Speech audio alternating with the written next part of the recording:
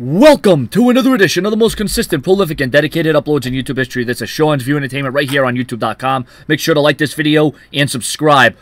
WWE.com published a featured article titled The Ring of Honor Influence, How One Small Wrestling Company Impacted the WWE. And I'll tell you what right now, for some of you out there who don't like to read articles and you're not into all that, I definitely urge you to go check that out right now. The influence that ROH has had on the WWE. So, you know what?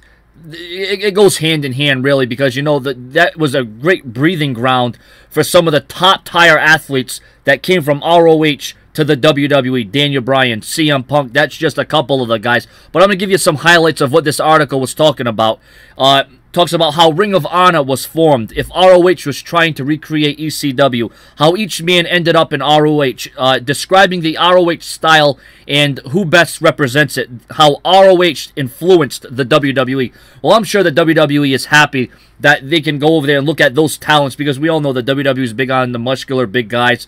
But, slowly but surely, I think the transition is going over to guys like Daniel Bryan or Seth Rollins. Now, over the past 10 years, as more and more Ring of Honor alumni have found their way on the broad spotlight of Raw and SmackDown, there has been a noticeable shift in the wrestling style and type of stars that have risen at the top of the WWE.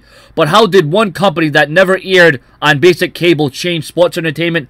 WWE.com spoke with many of the men responsible. The article includes quotes from Daniel Bryan, Antonio Cesaro, who had a major impact in ROH, who then transitioned to the WWE, Seth Rollins, Colt Cabana, and Gabe Spakowski, all of which have spent extensive time in Ring of Honor. So, they got their start in Ring of Honor, and then they only enhanced their name further in the WWE. And like I said, this is just a great article. If you're a big ROH fan, if you're an indie fan, like I said, I wish I was more into the indies, and I probably should be. I'm a wrestling fan. I'm a WWE guy. I've been a WWE guy in the beginning and the end. I'll be a WWE guy forever. But, ROH, you got to give them credit where credit is due, because it's homegrown talent that really, they etched their names. They built a foundation for themselves. They got their name out there in ROH, and we all know what Daniel Bryan and CM Punk and Seth Rollins, we know what kind of success that they have found in the WWE, but that contributes to what ROH built. That, it was a platform for them to show their wrestling skills.